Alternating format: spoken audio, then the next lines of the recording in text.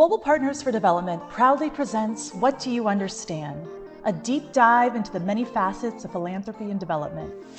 Experts in their field will discuss an aspect of their work that they understand particularly well. Let's talk about big bets, innovation, social enterprises, large-scale humanitarian aid, and the fixation on ending things or solving humanity's greatest problems, and the issues that arise while tackling it all. I am your host, Rhea Pullen, and my co-host is the Executive Director of Global Partners for Development, Daniel Casanova.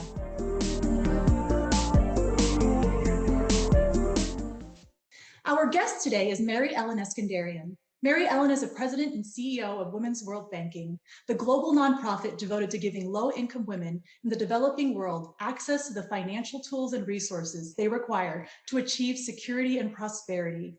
Her book, There's Nothing Micro About a Billion Women, Making Finance Work for Women, was recently published by MIT Press. Ellen, thank you so much for joining us. Thanks for inviting me. Your smile is contagious. I wanted to smile because you smile. It's working. Was I saying things that just was ticking you a little bit? Well, why don't we get into that? I mean, so Yeah. Do you want to, was the motivation to write the book like your board had been bugging you to write a book for a really long time? They're like,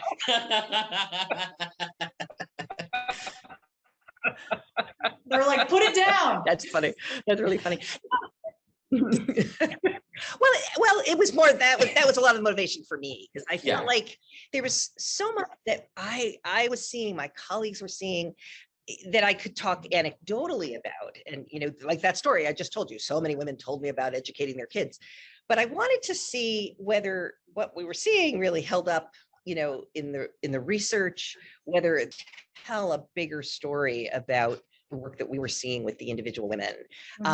There's also a bit of a pet peeve, to be honest with you, and it kind of shows up in the slightly snarky title, it just really always bugged me about microfinance for half of the world's population, and that it somehow has to be small and precious. And I just felt that there was so much power in the people that I was meeting that was just untapped, and being able to to capture some of that, not only the really tremendous commercial opportunity.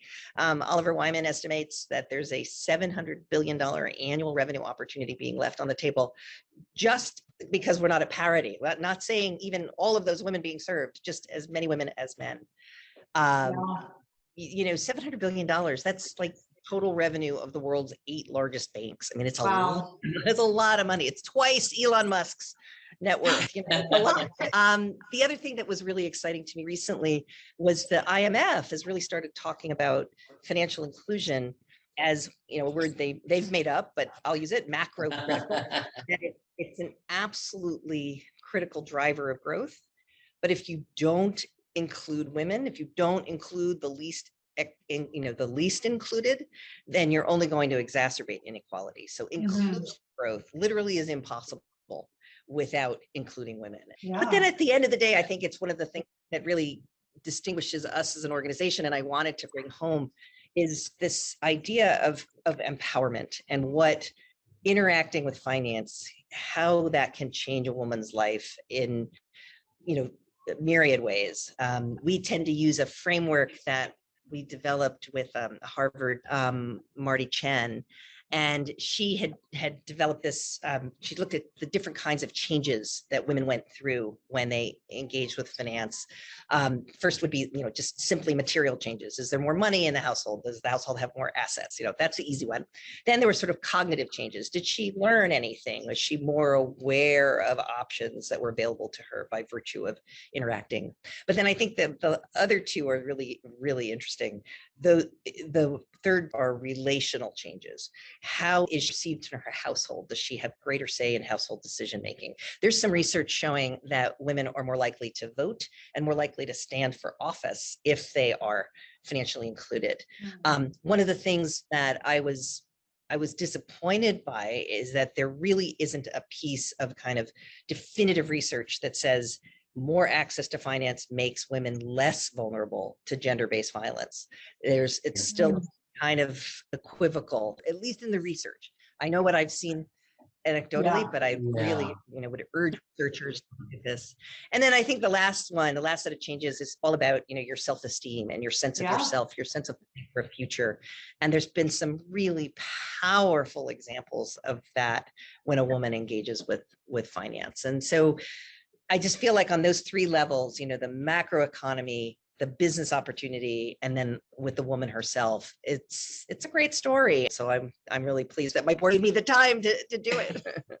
Yeah, good. Yeah, I mean, I like, one of the things that stood out for me is like in my work, and it made similar, is like empowerment is used so flippantly in so many ways. So I really like that you were actually like, you didn't just like narratively talk about it. You actually had a metric for like this is what we're talking about when we talk about empowerment. And I thought, and that's super useful, just because otherwise it just gets bogged down and it's like, yeah, obviously we should empower people, but like, and what does that really mean? How are we going to do that? I agree. Like really, and it's almost to the point of cliche. So I thank you for noting that. Yeah, because there's semantics and there's like actually, hardline things that you can do to get things done.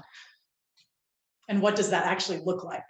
Right. Yeah, that's good. Cool. Well, I have some questions for you in terms of your book, if that's okay, just because we're there. And then we're gonna give you our buzz thing for what we do on our interview. But like my thought is, in your end, I think you had a really clear call to action that was concise, and also throughout the book, I kept thinking in my mind, with my thought was more like, banking has continued to fail the poorest of people on the planet, and even including women is admirable. But I kept being like, oh, is it enough? And I think you addressed that really well at the end of your book, and saying like it's not. But you also list like, here we don't know about all the possibilities that are going to happen if this happens. But I'm curious, like, is banking going to continue to fail the poorest people in the world? Like, are we going to fix financial institutions? Because like, I think it's an issue even here in the US, not just in other parts of the world. So I don't know if I'm not trying to set you up. I don't have I'm just, yeah. No. You've hit, I think you really hit the nail on the head. And, it's something that we talk a lot here. The organization is called Women's World Banking. And I'm not sure whether the banking industry just has so, has tied itself in so many knots, misbehaves at every opportunity that it needs all this regulation is imposed on it. So I'm personally really optimistic and excited about some of the fintech models that we're seeing. But what does worry me a lot is how many fintech companies we get to know. Women's World Banking has 2 impact investment funds that we manage, and the second fund has been making some really interesting investments in fintechs. They come with a really clear vision to serve that population talking about, Daniel, the underserved population. But by the time they start getting to their Series B, Series C rounds, where growth and scale are, all about what they need to deliver, then I'm afraid that they're going to move away. And so I think we have to start really talking to those capital providers, getting them on board about, as much as, it's not even the banks any longer. Our investment funds are doing all we can. That was really the reason behind our deciding to go down the path as an investor. But, there's a lot more capital out there that needs to be allowing those businesses to stay true to that original mission of serving the underserved. Okay, cool. Yeah, that's the thing. I'm curious, what do you think about Rutger Bregman? Do you know who he is? He's a Dutch economist. His catch thing is, he says, we have to stop talking about philanthropy. Yeah, we have to stop talking about philanthropy and start talking about taxes.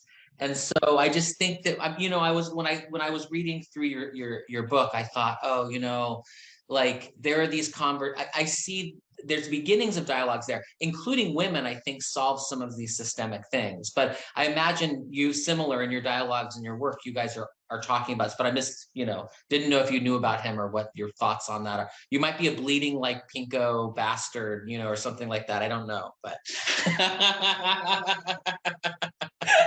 I think he's the one who's always calling people out at Davos and saying like inappropriate. Yeah. No, it's coming back to me. I I can tell you where it's intersected in my life and in my work. You know, we have a lot of wonderful corporate partners who, you know, who ever since, you know, mobile money and digital finance became the way we're getting finance into the hands of underserved people, really opened the playing field for like anybody who has kind of a supply line into that woman's life is kind of fair game for providing some kind of financial service. And if they come to me from the business and they talk about, we want to work with you to, you know, expand our client, you know, portfolio, or we have a product that's serving men but not women or whatever, if they're talking about it from the business, then I feel like I can take them seriously. But if they're only talking about it from CSR, it's not going to be sustainable. I'm not saying that I do think that there is a role for philanthropy. I do think there are causes and investments that do need that capital that is not looking for a financial return. But I also think that too many important real world problems, real world challenges are being dealt with out of philanthropic pools of money, and they need to be centered in the business. All right. Yeah. So something that like struck to me. So like I'm a commercial actress, and I loved when you talked about, and I loved like the power of entertainment and how it was showing women through like the telenovelas or like the commercials of just like, oh, you're hiding your money under your mattress and then your husband finds it and then throws a big party. I was laughing so hard. That's what I do with my wife's money. Stop. I'm gonna tell her. I like his wife. Anyways, I just thought that was really interesting, like a different way that women need to be spoken to and included in like the power of representation, you know, because I feel like I brought up Wolf of Wall Street earlier, is just like, it's a male dominated industry, and just like having women like you in powers of position who make the decisions is so important. It's so important. And just like trying to find ways to speak to women through either these shows or these commercials, or even just like that Netflix show Made, even happens like in our society now. That was a powerful thing. And just like thinking, oh, she had never even gone through the bureaucracy of having any kind of identification or like having a cell phone. Like, I love how you talk about like equality can be found by like just having a simple mobile device. Like, as we become more of like a technological, you know, world, it's not just being seen in the global north. Like, there's access to cell phones all over now, and like SIM card technology. I think that is just really, really important. Yeah, no, it's really access to that smartphone technology is the gateway. You know, it's almost being taken as a, you know, as a given or as a must have. And unfortunately, there's still, you know, an 18% gender gap in smartphone ownership. That was a real disappointment. We've made some real progress during COVID. Phone ownership has some real cultural norms. You know, fathers don't want their unmarried daughters to have access to phones and all of that. When the whole world shifted into digital, a lot of that, you know, we just kind of leapfrogged over it. But then the Industry Association for, you know, mobile phones, the GSMA, just released their gender gap report about 2 weeks ago, and looks like that progress has really stalled and slowed down again. So it was really disappointing to see that. But, you know, the good news is once the women get the technology in their hands and are confident using it, so the skills and the capability, to the point you were making, Ria, is so important. They've got to feel comfortable using it. They never go back, and their adaptation and their usage is, you know, absolutely on par with men's. Yeah. Okay. Yeah. Well, we want to not take a lot of your time. So part of us wanting to do this is that I feel like people that spend their lives, like academics or experts like you, and think it's fair to ask them about what they really understand about what they do, or something they know in the world. And so I'm really curious to ask. And so we get a lot of like people, like, it's hard to want to say like, oh, I really understand, or I really know something, but I'm curious what you know that you can like share in that way where it's like, okay, I'm really certain about this one thing. I know this thing, and I think it's important to say it. Oh, that's a great question. I definitely would be. So, you know, in 2015, when the UN was deciding about the Sustainable Development Goals, there was a huge debate whether financial inclusion should be one of the goals. And the decision was taken, and I agree with this, that it actually isn't a goal itself, but it's a means to an end. And actually, there are sort of specific targets in 7 of the goals that are linked to financial inclusion. And so the thing I really know is that we are not going to achieve any of those goals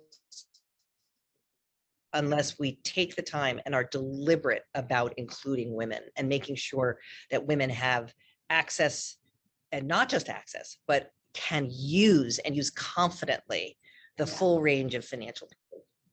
I love that. Wow, you give me chills. You say you did good. I think we always end it. It's like, what is something you're working on right now that you're really excited about? Oh, well, that's, you know, part of, I've been at Women's World Banking for 15 years, 16 years coming up. And I think part of the reason I stay is because I'm always excited about pretty much everything.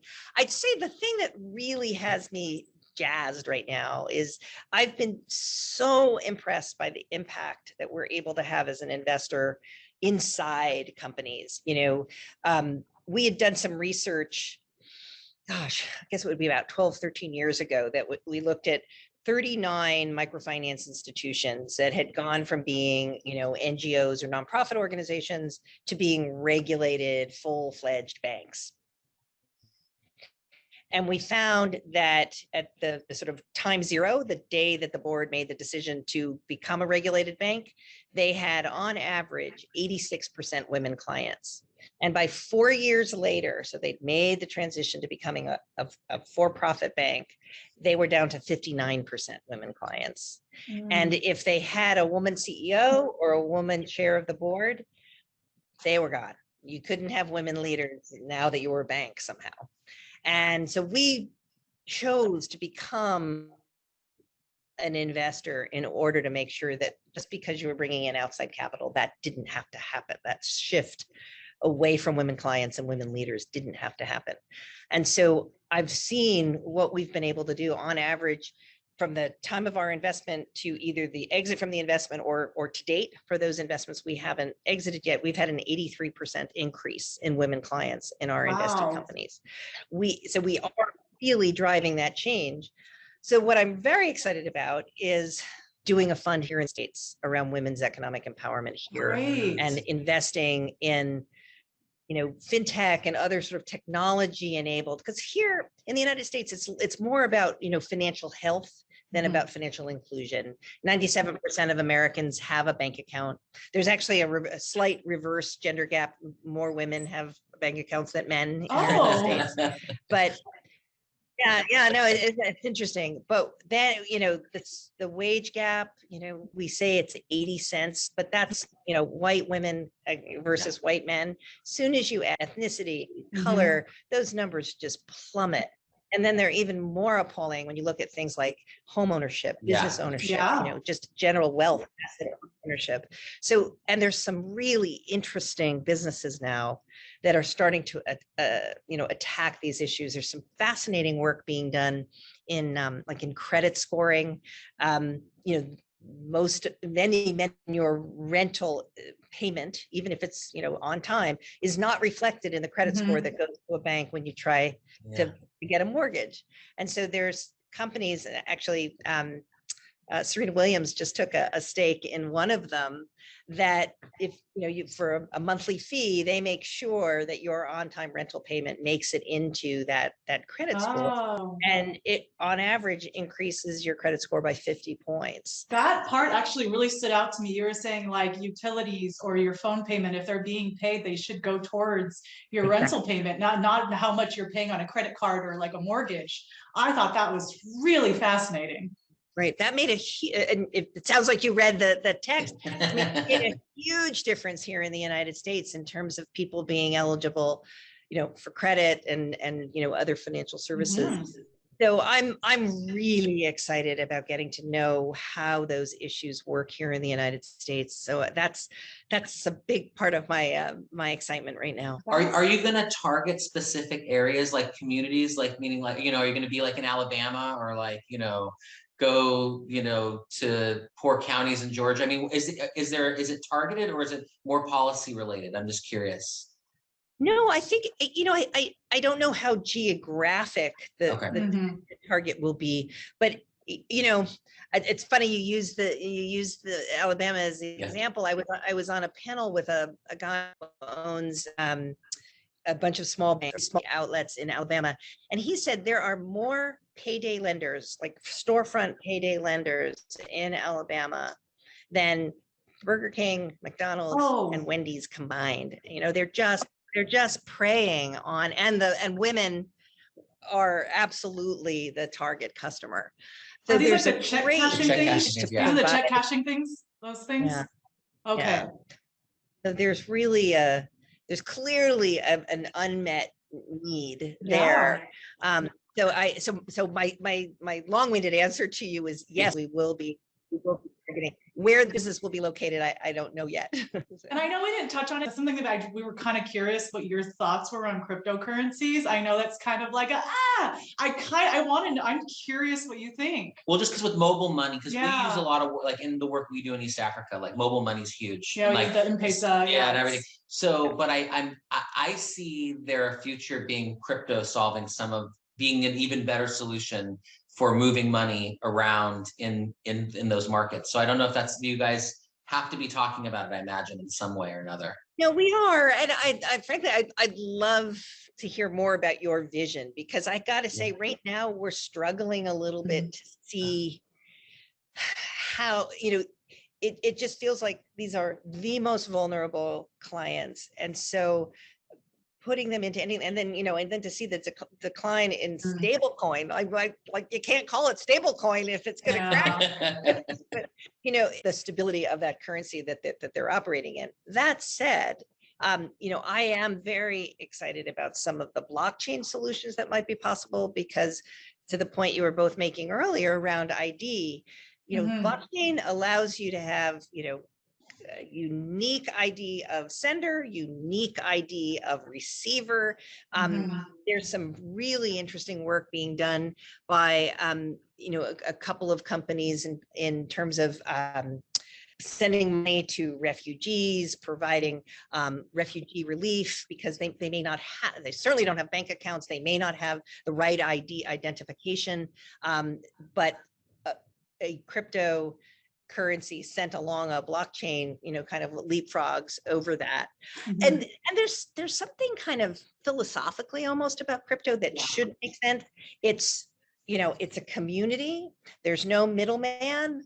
It's peer to peer, and pretty much every country we work in, women are, perhaps they're in the formal financial system, but they are also informally saving together. Savings and savings groups are very, very popular. And so there's a part of me that says that the bones, or the philosophy of crypto will make sense for women. We just absolutely have to make sure that they're not made more vulnerable by it.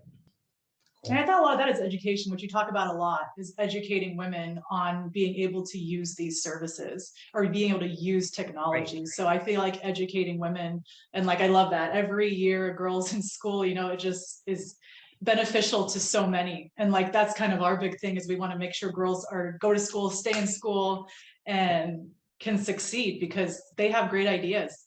Yeah. We have great ideas, don't we?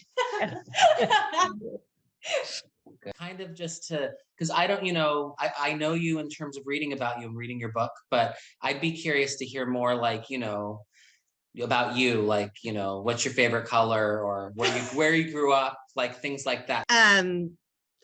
I think that the pieces of my background that may be interesting to your listeners. I'm sort of first generation on both sides. My mother was from Italy, my father was from Turkey, and they met here in the United States and stayed in the US. They were both in school.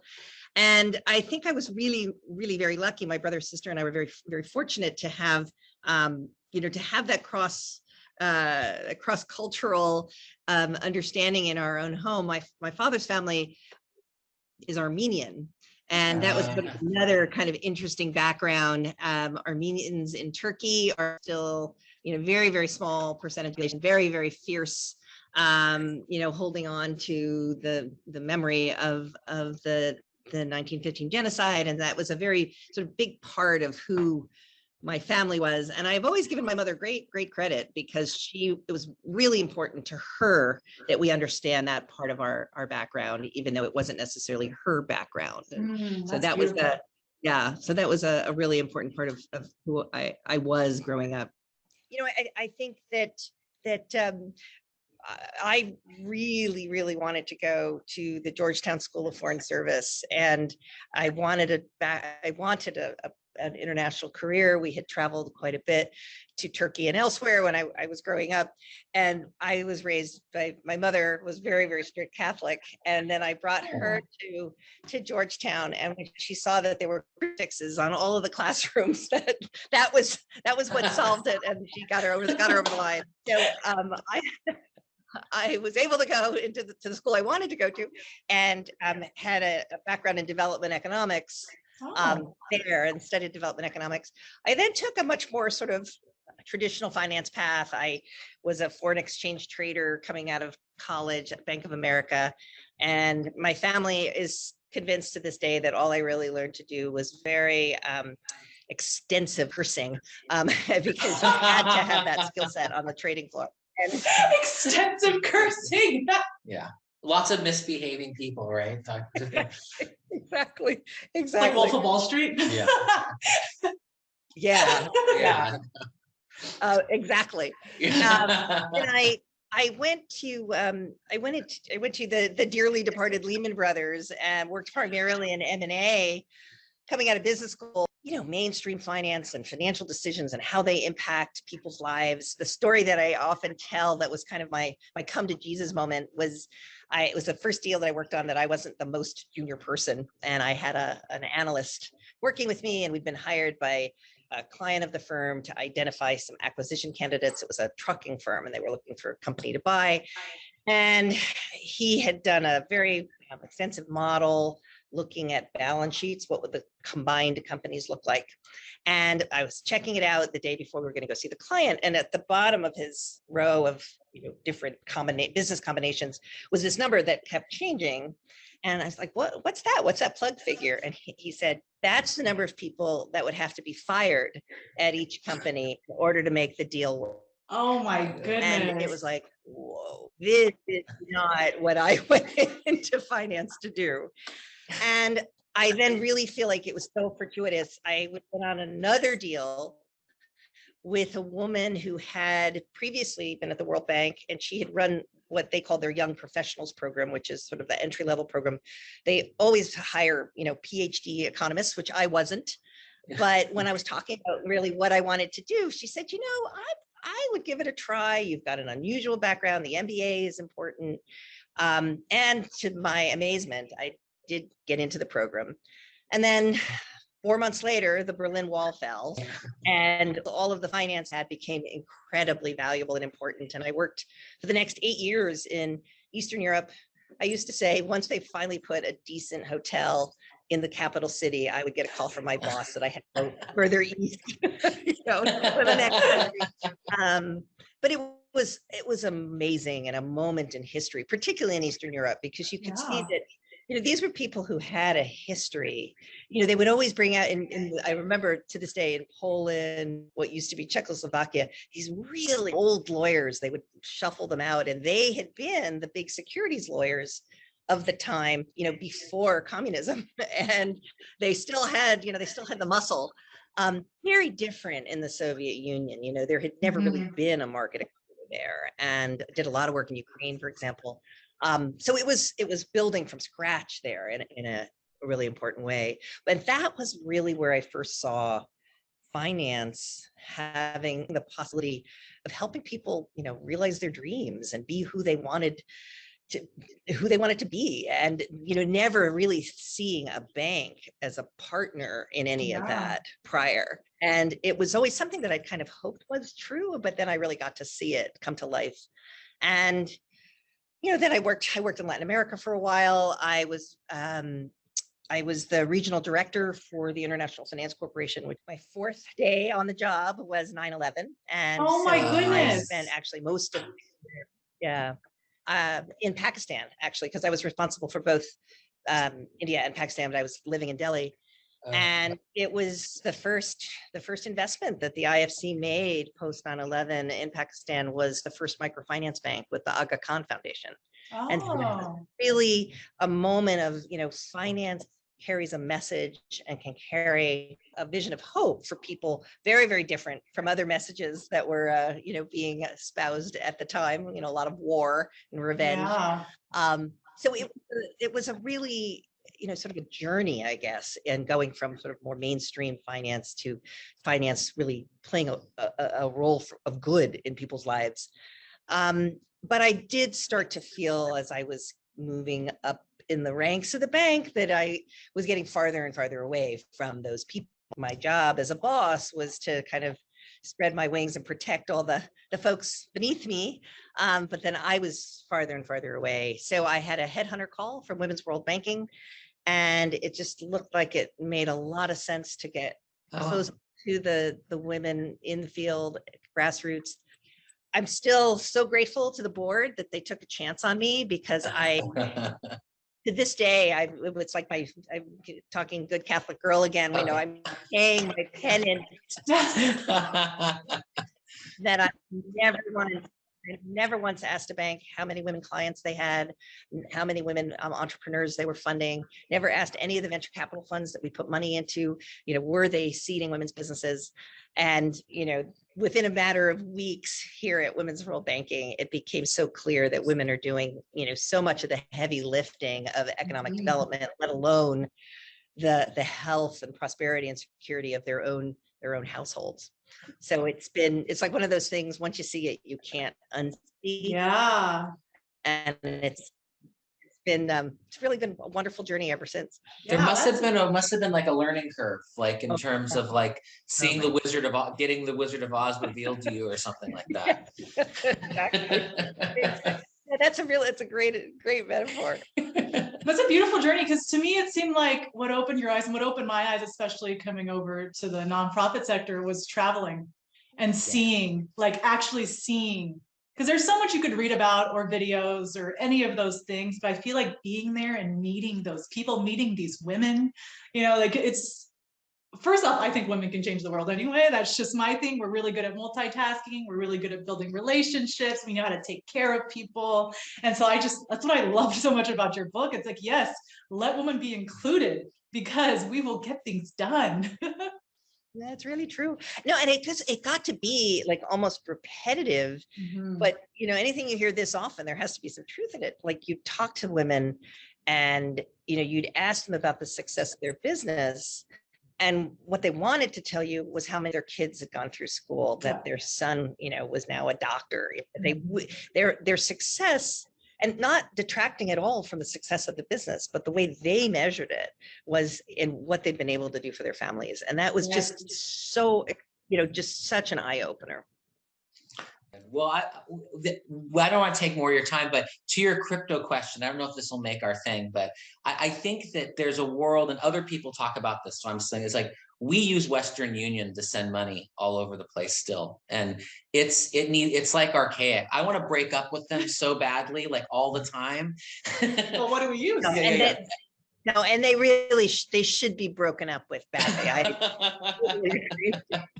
But in terms of like moving capital, I think like there's a world where I can see, and we've experimented with it, where it's like, I think you could theoretically take crypto and move it to local people on the ground in really remote places and have it turn into development projects, and in a broad sense like that. And I'm excited for that possibility where you can actually do that, and then it be a way of, because the problem is, like, there are some communities you work with that aren't involved in the banking, right? And they're like, and this is where we would use more money, but I'd be curious if there'd be in a way even where we can then interact with a local community to fund them via crypto, and then they can work with the engineers we connect them with and fund them through crypto. And then at some point it has to be liquidatable for someone on one end because it's not stable enough. But in an experimental way, I think that I have fantasies of there being that world. I mean, obviously like the .com, it could just tank, but you know. And you know, I think so many of the solutions and the articles that I've read about, you know, is crypto a solution for financial inclusion? It's coming from somebody who's flogging crypto. You know, I think somebody that you're coming at it from the development perspective and how crypto could address it would be, you know, would be revolutionary, because it's both sides of that dialogue are not taking place. Right. Yeah. Right. Yeah. No. Well, I really love your optimism. That's what I love, is your optimism, because it's so easy to be bogged down by, oh, the glass ceiling that's never going to be broken through. Oh, like all of these things. But to me, what I heard from your story and just from speaking to you is your optimism, that you are optimistic that women will be included and represented, and it will change the world. I really am. And it does feel like a solvable problem, you know, it really does. So it's worth being optimistic for. Mary Ellen, it was so nice to speak to you. You're like so important. I love how like down to earth and like awesome you are. I love it. Oh, thank you. Not so important, but thank you very, very much. And I'm really glad we moved out here and I can stand and use my hands. And so, yeah, it's great. Awesome. Thank you so much. Thank you. Great. Take care. Bye. Be in touch. Bye-bye.